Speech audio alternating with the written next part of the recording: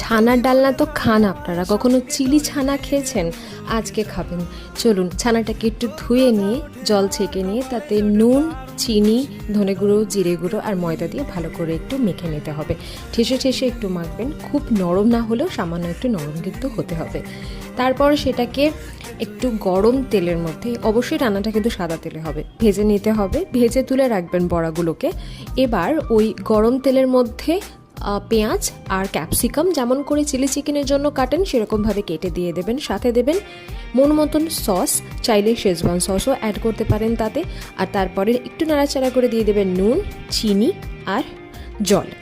এবার এই জিনিসটাতে দিয়ে দেবেন ছানাগুলো। মনে রাখবেন ছানাগুলো কিন্তু বেশিক্ষণ ঝোলে ফোটাবেন না, তাহলে কিন্তু শক্ত হয়ে যাওয়ার একটা চান্স থাকে। এমন সময় গ্রেভিটা ঠিক করার জন্য দিয়ে দেবেন কর্নফ্লাওয়ার। ব্যাস রেডি চিলি ছানা।